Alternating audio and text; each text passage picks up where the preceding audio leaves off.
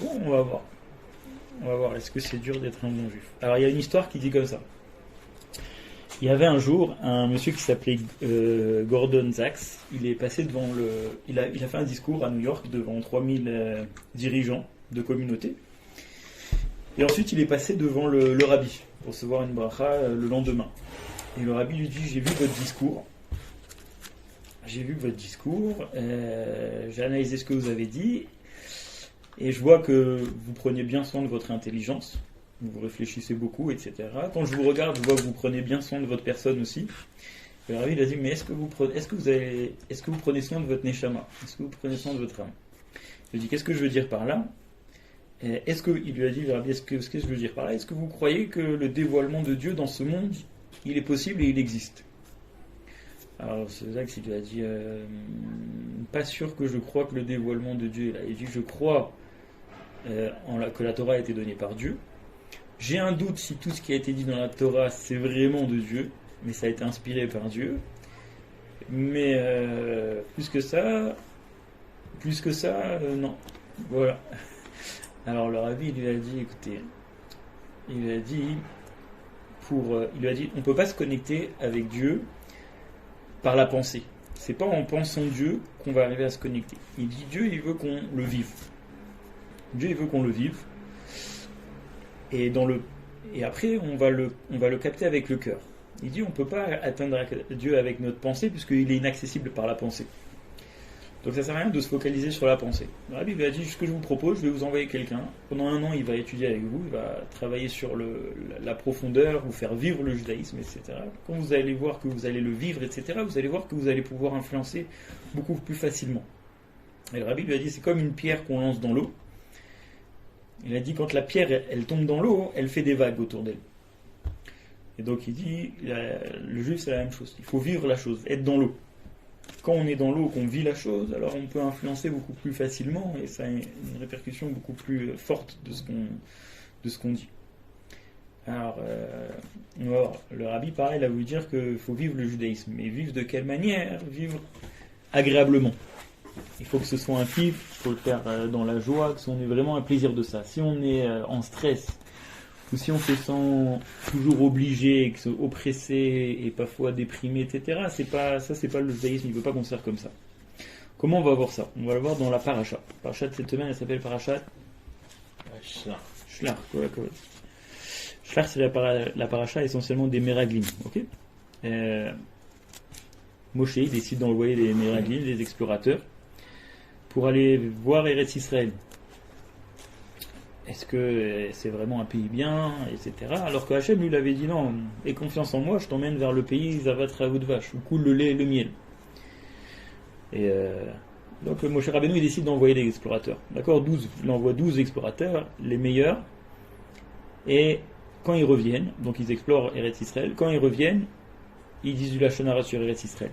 10 d'entre eux, sauf 2, Pinchas et Yoshua, Kalev et Yoshua, excuse-moi. Sauf Kalev et Yoshua, qu'ils ne disent pas de Lachon Hara, et à cause de ça, c'est décrété que les Bnei Israël ne rentrent pas tout de suite en Eretz Israël.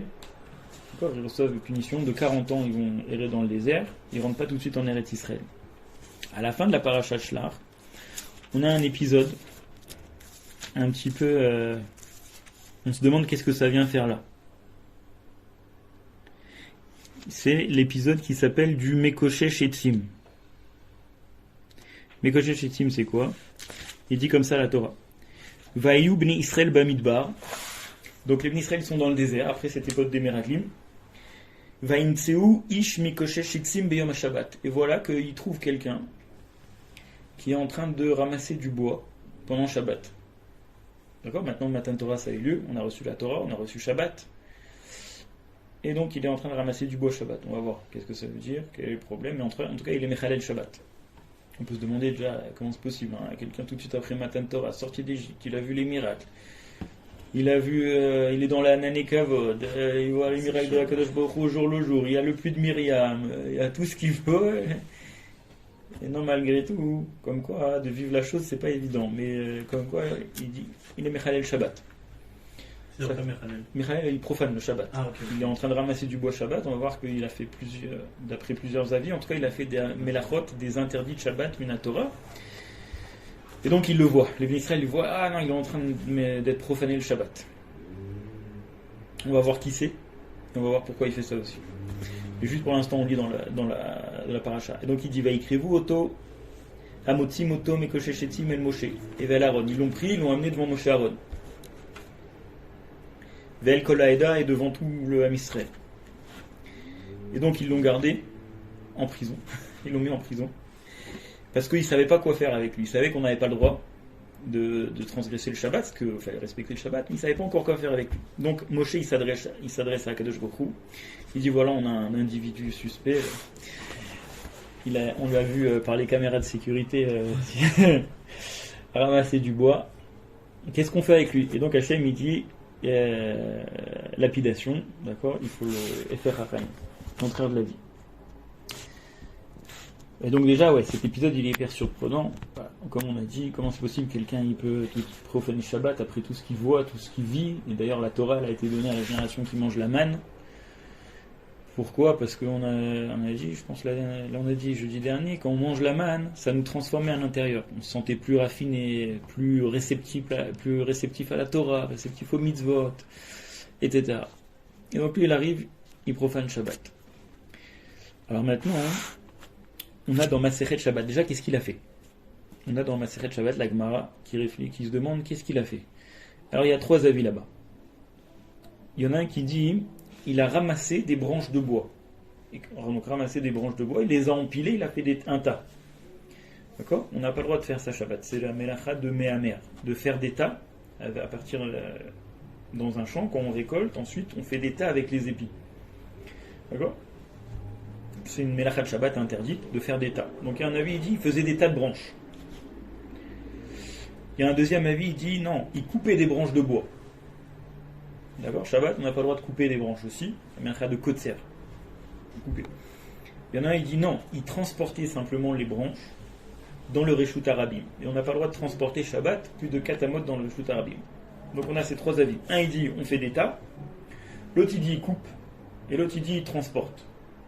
On va voir pourquoi la Gemara elle dit ces 3 choses-là. Mais en tout cas, il était Mechael Shabbat. Donc il a fait un travail interdit, Minatora le Shabbat. Donc, le Midrash il explique quelque chose de surprenant. Le Midrash il dit 7 personnes, on va voir après qui c'est, on laisse un peu le suspense. Il dit 7 personnes, il a eu une kavana leshem shamaim. C'est pas pour rien qu'il a reçu la Torah, c'est pas pour rien qu'il est dans le désert, etc. Quand il a fait ça, c'est pas parce qu'il voulait se rebeller contre Akadosh Baruch. Il a fait ça avec une bonne intention. Il pensait que c'était bien ce qu'il faisait. Et il y a même le Midrash qui dit que Hachem il demande à Moshe qu'est-ce qu'il a fait. Hachem il demande à Moshe, il dit explique-moi qu'est-ce qu'il a fait, comme si Hachem il ne savait pas qu'est-ce qu'il avait fait. Il demande vraiment, dis-moi qu'est-ce qu'il a fait, quel est le problème.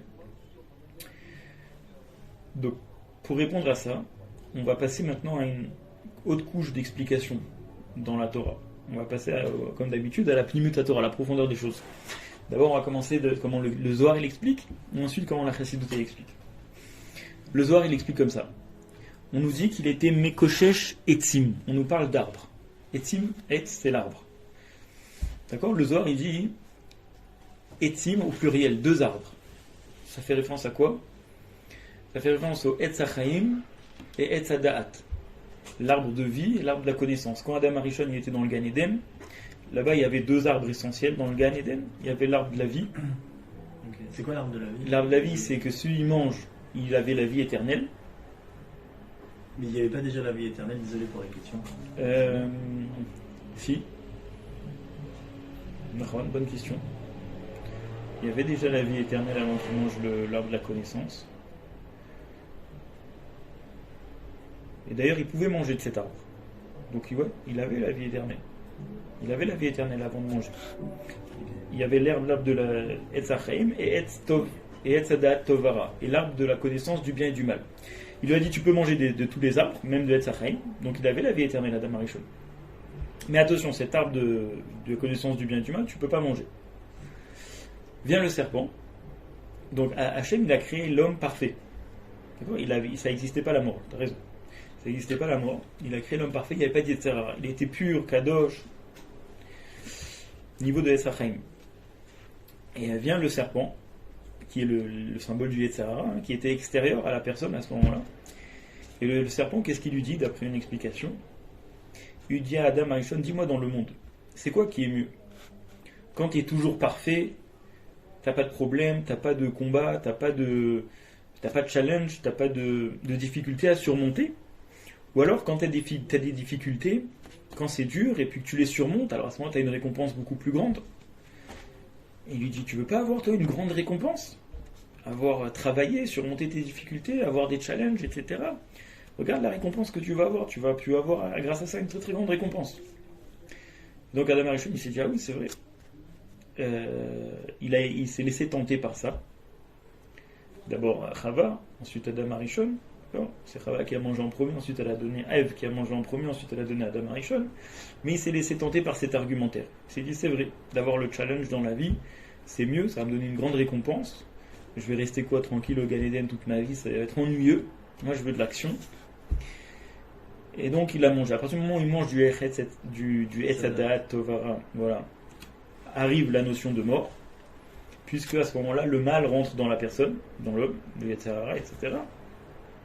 Mais en même temps arrive tout ce challenge avec le Yetzirah, avec les difficultés, avec le travail. Et de là vient le judaïsme, c'est dur, parce qu'il faut quand même travailler. C'est dur, et c'est un labeur, et puis c'est peut-être pas des fois passionnant, etc. Et donc, qu'est-ce qu'on a? Qu'est-ce qu'on a? Le Yetzirah, il a gagné. Il a dit, tu veux être fort, pour être fort, il faut travailler. L'Avdil, pour avoir des muscles, il faut faire de la musculation.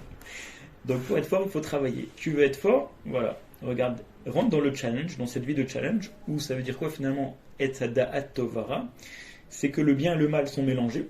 Il va falloir faire intervenir le Da'at, la conscience, réfléchir pour retrouver le bien et séparer le bien du mal dans chaque chose, même en nous. Et donc finalement, on peut dire que Etz HaChaim, la vie éternelle, ça représente un peu la Neshama, le monde idéal, les tzadikim, le Shabbat, ce qui est Kodesh. Et le Etz Hadat Tovara, c'est plutôt le Baal Tshuva, celui qui a des difficultés mais qui les surmonte. Les jours de la semaine, d'accord, les jours de la semaine, on ne se sent pas comme Shabbat. Les jours de la semaine, il faut travailler, il faut se lever pour aller à la tfila, il faut s'arrêter à Mincha, il faut étudier, il faut être, etc. C'est un combat la semaine. Ça, c'est plutôt Etz Hadat Tovara. Dans mes activités, m'attacher à ce qui est bien, repousser le mal, savoir séparer, savoir différencier, etc. Et si on peut comparer, d'ailleurs, l'argumentaire qu'il lui a dit, il y a une histoire comme ça qui dit qu'est-ce qui est plus fort, la lumière du soleil ou la lumière de la lune? Ça dépend en fait de l'obscurité, alors ça dépend si c'est sombre ou pas.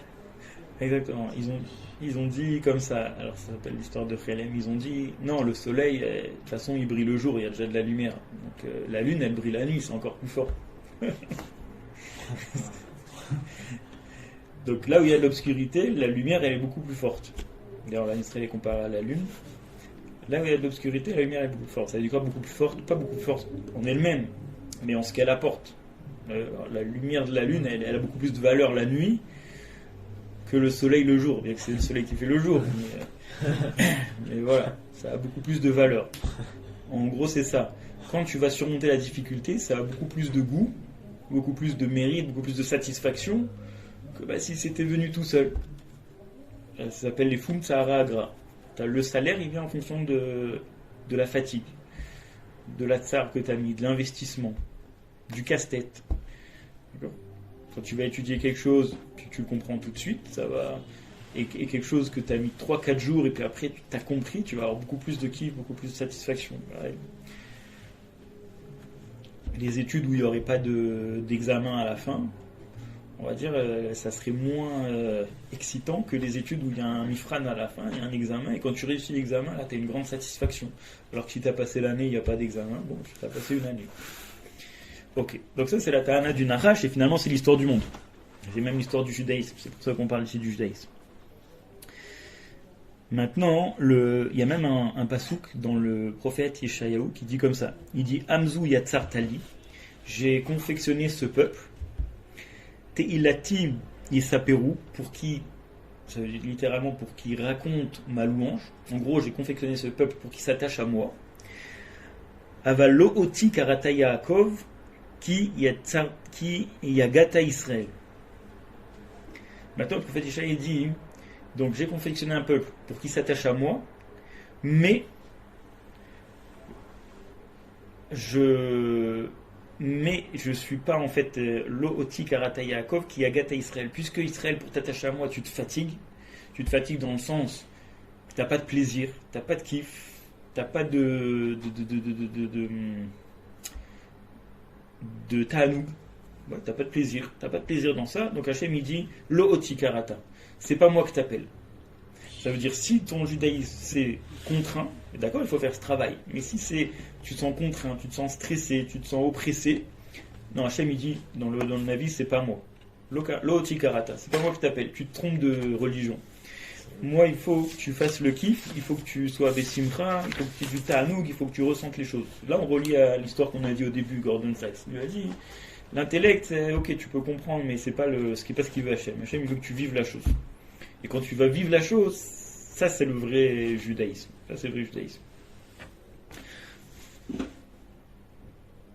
Ok. Donc en fait, tout est dans la tête. Tout comment on voit les choses.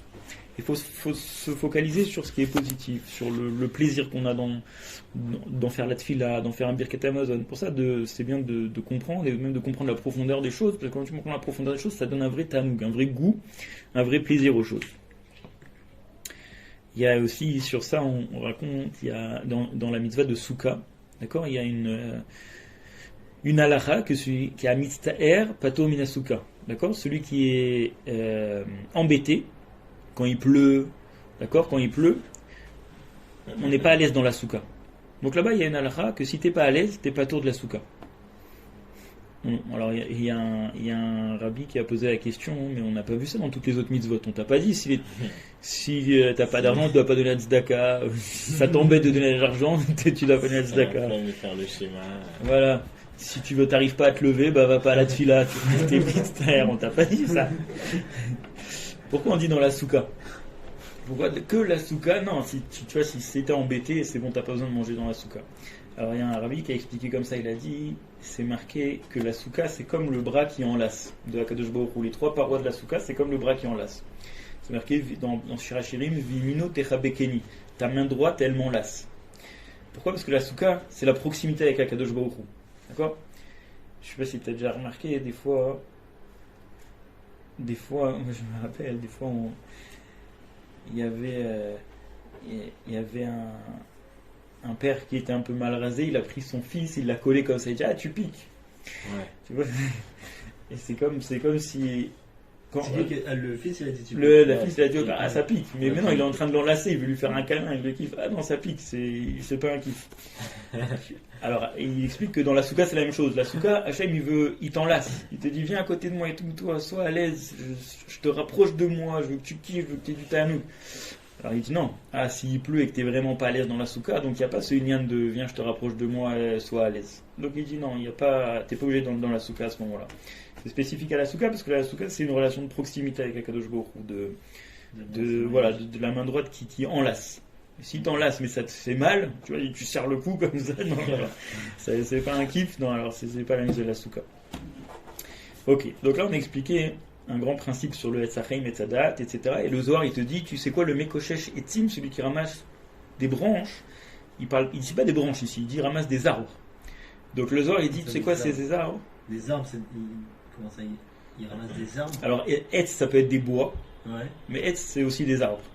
Mais des arbres qui sont tombés là ou... Normalement dans le sens simple c'est des bois, des bois secs par terre.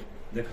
Mais le Zohar il dit non, Etz ici ça veut dire arbre. Et quel arbre? On parle de deux arbres, Etzachim, Etzadat. Et donc qu'est-ce qui fait le Mekoshesh Etzim? Il explique le Zohar, il est en train de faire cette réflexion sur les deux arbres.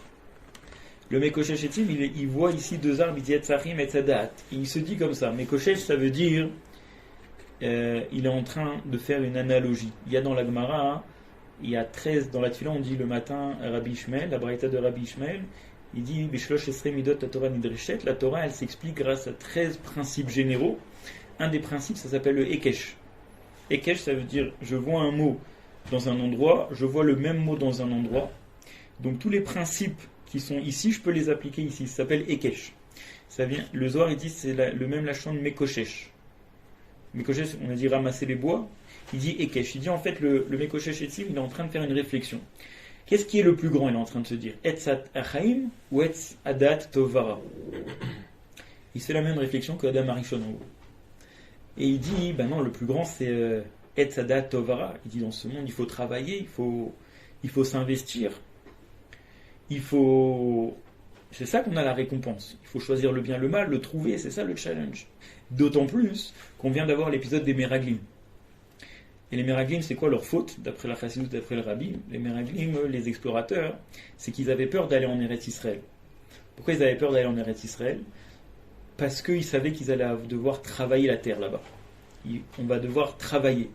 On va plus être avec les Hanan et Kavod, recevoir la Torah, étudier la Torah qu'on vient de recevoir, que spirituel, les nuées qui me lavent les habits, le pluie qui me donne l'eau, elles me transportent, elles m'aplatissent les montagnes, il n'y a pas de serpent, il n'y a pas de truc qui peut m'atteindre et tout. Les Meraglim, ils se sont dit, oulala, on va rentrer en Israël, tout ça, ça va finir, il va falloir travailler, il va falloir faire pousser les choses dans le champ. Si on va travailler, on va s'attacher à la terre, on va devenir nous-mêmes encore plus terriens, on va perdre la Torah qu'on a donnée au Har Sinaï. Ils ont dit attention, grand danger de rentrer en Eretz Israël. Donc c'est pour ça qu'ils sont venus, ils ont dit à Israël, écoutez, Israël c'est pas pour nous, non, mais vous restez ici. Donc quoi, eux ils ont dit, non, nous c'est Etz Hachaim. On veut pas du Etz Adat Tovara, on veut pas se fatiguer, chercher le bien et le mal. Ils disent non, nous on veut que Etz Hachaim, on veut que le Shabbat. On veut que tout le temps du Shabbat, c'est Kadosh, on s'assoit, on étudie, on mange, c'est gamme du Ta'anoug, c'est une mitzvah, on n'a pas affaire au monde matériel, Shabbat on ne travaille pas, on veut que du Shabbat. Ils ont dit si on en rentre en Eretz Israël, on va commencer les 6 jours de la semaine, ça va devenir sérieux, on veut pas ça. C'est une faute, puisque Hachem c'est pas ce qu'il veut. Hachem il nous envoie ici pour faire une dira, pour lui faire une demeure où il se sent bien, où il nous enlace, et on travaille, on lui fait du plaisir en travaillant, en allant chercher le tov, en repoussant le mal, en appliquant notre conscience. La conscience, ça grandit au fur et à mesure qu'on grandit, notre conscience du bien, notre conscience du mal, et de le séparer et de lui faire plaisir. Ça, c'est Hachem, il veut ça. Et donc le Mekoshesh Etzim, il dit, mais oui, regarde, les Meraglim, ils viennent de revenir, ils nous ont dit pas Eretz Israël, mais nous on veut Eretz Israël, nous on veut aller travailler, il dit le Mekoshesh Etzim. Et Rabbi Akiva, et maintenant on va relier tout ça. Il nous manque une question. On a répondu, bon, qu'est-ce qu'il est en train de faire? On a dit, il est en train de philosopher sur qu'est-ce qui est le plus grand, Etz Adat ou Etz Hachaim. Il dit non, c'est Etz Adat Tovara qui est le plus grand, mais il manque un élément dans l'histoire. C'est qui? C'est qui ce Mekoshesh Etzim? Et donc là, on a Rabbi Akiva.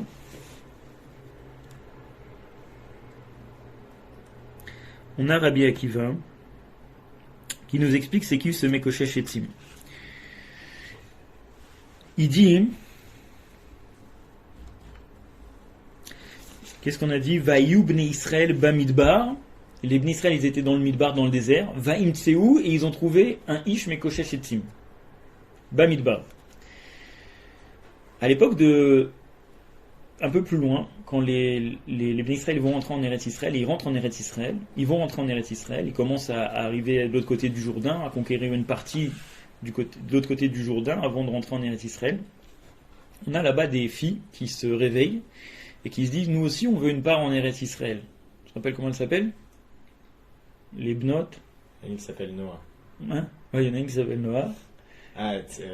Milka, Tirza, etc. Et donc c'est les Bnot, c'est l'Ofrad.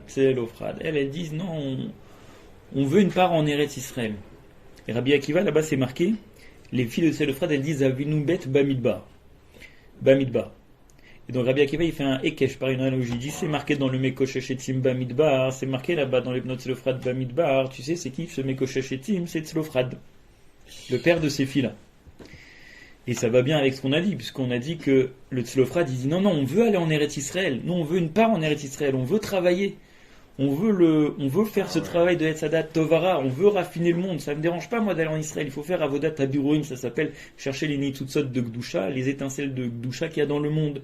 elle s'attachait, c'est le Tov, et Tzadat Tovara, ça c'est le Tov, la Gdusha qu'il y a dans le monde, là, elle s'attachait avec elle, la ressortir du monde, enlever la clipa, enlever l'écorce, tout ce qui est le mal, ça c'est le travail du Tzadat Tovara. Tzlofrad, il a compris ça, et il a grandi à ça, il a inculqué ça dans sa maison.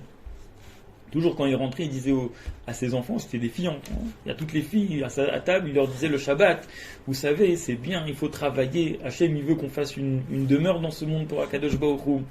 Il veut qu'on lui fasse une maison dans ce monde. Il faut avoir des difficultés. C'est pas grave. Il faut confronter le Yetzer Hara. Il faut s'attacher au Yetzer Hatov. Il leur donnait tous les discours. Et donc les Bnot Tzlofrad, elles ont grandi avec cette idée que Eretz Israël c'est l'idéal. Là-bas on doit travailler le champ, etc. Ça c'est parfait. Maintenant Tzlofrad, il a été à fond dans son raisonnement. Le Midrash il dit, il a fait ça les Shem Shamaim. Il ramassait du bois le Shabbat les Shem Shamaim. Et donc on explique que quoi, lui il a dit qu'il faut travailler à fond, d'accord, les 6 jours de la semaine, mais il s'est dit je vais faire Avodat Abiurim, ce travail de chercher une Nitzutzot, même le Shabbat. Bah oui, c'est ce qu'Hachem il veut. Hachem il veut qu'on lui fasse une demeure. Ben moi, même Shabbat, je lui prépare une demeure dans ce monde. Je fais Avodat Abiurim. Et sur ça, hein, on explique les 3 travaux qu'il a fait. En fait, ça s'explique même spirituellement. Le Zohar il explique. Ça veut dire quoi que il faisait. Alors on a dit, il coupait des branches. D'après le Zohar, ça veut dire quoi? Il coupait des branches. Il a voulu séparer le Etz Hachaim du Etz Hadat Tovara. Il a voulu en gros séparer la Neshama du corps. En gros, ça veut dire quoi? On a dit que le Etz Hachaim c'est le niveau du Shabbat. D'accord? Shabbat, on est déconnecté de ce monde. On n'a pas le droit de travailler puisque toute la matérialité s'élève. Encore, il n'y a pas de Avodat Abirurim le Shabbat. On ne va pas faire le travail de Etz Hadat Tovara. Pourquoi il n'y a pas de Avodat Abirurim d'aller raffiner le monde en recherchant le bien et en enlevant le mal? Il n'y a pas ce travail-là le Shabbat. Comme une pistache, on l'ouvre, on prend le fruit, on jette la clipa. Shabbat, il n'y a pas ce travail-là, parce que tout le monde, il s'élève spirituellement. On ne peut pas tous les 39 travaux, on ne peut pas les faire le Shabbat, parce qu'on n'a pas cette force d'aller extirper la divinité. Le monde monte au divin. Ça, c'est le niveau de Etz Hachaim. Les jours de la semaine, il faut se retrouver des moments de Shabbat dans la semaine, des moments d'étude, 1 heure comme ça par jour dans la semaine, où ça va être mon Shabbat, je n'ai pas affaire au monde, je suis focalisé que dans mon étude. Et ça c'est un travail, c'est difficile. Ça c'est le niveau de Etz Hadat Tovara. Et donc lui qu'est-ce qu'il a dit? Il a dit je vais couper le bois. Non, je vais laisser d'un côté le Shabbat et d'un côté les jours de la semaine. Je vais dissocier ces 2 choses-là.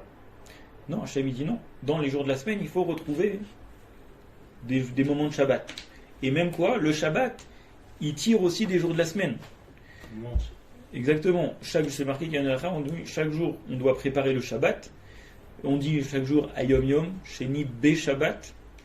Pourquoi on ne dit pas aujourd'hui c'est le Yom Sheni c'est tout. Pourquoi on dit Sheni Be Shabbat? Yom Sheni Shel Shabbat. Si on veut dire que Shabbat c'est la semaine. On dit Be Shabbat parce qu'on veut rentrer un peu de chaque jour dans le Shabbat. Et d'ailleurs, la halakha elle dit qu'il a les shamaï, chacun il se comportait, mais en tout cas, chaque jour, si on voit quelque chose de beau, un beau plat, alors il faut le garder pour Shabbat. Un beau fruit, ah bah tiens, je vais l'acheter pour Shabbat, chaque jour. Parce que la semaine, elle apporte au Shabbat, et le Shabbat, il donne à la semaine. Donc il y a une fusion, en fait, il y a une fusion entre Etz Hachaim et Etz Hadat Tovara. En fait, le Etz Hachaim, il donne la force au Etz Hadat Tovara.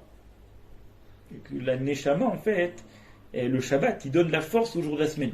C'est marqué, quelqu'un qui fait tchouva le Shabbat, ça lui pardonne toute la semaine. Tout ce qu'il a pu faire la semaine. Donc, lui, il a dit, je vais couper. C'est quoi ces idées qu'il y a les 2, et puis ça va ensemble? Non, je vais les couper. Ok. Ça, c'est couper les branches, couper les bois. Deuxième avis, il dit, qu'est-ce qu'on avait dit? Faire des tas. Maintenant, il fait des tas. Alors, pareil, il dit faire des tas, faire des tas, c'est l'inverse. Faire des tas, c'est que le Etz Hachaim annule le Etz Hadat Tovara. Ça aussi. Non, c'est pas valable. Et l'autre, il dit, je vais le transporter dans le domaine public. Quand on n'a pas le droit de transporter plus de katamot dans le domaine public Shabbat. Et Shabbat, on explique que Shabbat, il n'y a pas de Reshut Harabim, le domaine public. D'accord? Reshut Harabim. En hébreu, le domaine public, ça se dit le domaine du Rabim, du pluriel. C'est quoi le pluriel? C'est l'opposé de la Gdusha. Parce que si on voit qu'il y a plusieurs existences, plusieurs dominations dans le monde, ça veut dire qu'on remet en question Hashem Echad. La Gdusha, hein, c'est l'unité de Hachem. Nous, notre travail, on a expliqué déjà plusieurs fois, c'est de dire Hachem Echad, de repérer l'unicité du ce monde, que tout est Akadosh Baruch Hu. Et le Reshut Harabim, le domaine public, il veut te montrer l'opposé, qu'il y a plein de forces qui te gèrent, te faire oublier qu'il y a Kadosh Baruch Hu, etc. Shabbat, c'est que Kadosh, on a dit. Shabbat, c'est que Reshut HaYachid, le domaine de Akadosh Baruch Hu. D'accord, il y a Reshut HaYachid, le domaine privé, et Reshut Harabim, le domaine public. On n'a pas le droit de transporter du Reshut HaYachid au Reshut Harabim. Et lui, il a transporté le Shabbat dans le Reshut Harabim, mais le Shabbat, il n'y a pas de Reshut Harabim, il n'y a que Reshut HaYachid, c'est que le domaine de Akadosh Baruch Hu. Ça, c'est trois avérotes qu'il a faites. Et donc quoi et donc finalement, c'est ça son erreur. Son erreur, ça a été de penser que aussi, d'un côté, il n'y a pas de limite entre le Etz HaChaim et le Etz HaDa'at. De penser que même Shabbat, je vais faire le travail du Etz HaDa'at Tovara Shabbat. Du travail de Birurim pendant Shabbat. Alors que non. Shabbat, c'est séparé. Shabbat, c'est déconnecté. D'accord ? C'est comme un arbre. C'est connecté et déconnecté. Ça veut dire qu'il faut respecter la Gdusha, mais en même temps, c'est ça qui donne la force de pouvoir influencer sur le reste. C'est comme un arbre. Un arbre, il y a le tronc, les feuilles et les racines. D'accord ? Les feuilles, c'est quoi leur rôle ? C'est de capter l'oxygène pour les donner aux racines. Et le rôle des racines, c'est de leur donner des nutriments au tronc et aux feuilles. C'est une symbiose. Mais lui, il a voulu casser cette barrière. Il s'est dit non, que Etz HaDa'at Tovara, que Birurim, ça veut dire il n'y a plus de Shabbat.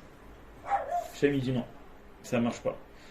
Le système, il est fait comme ça, qu'il y a le Shabbat, il y a le Shabbat aussi. Et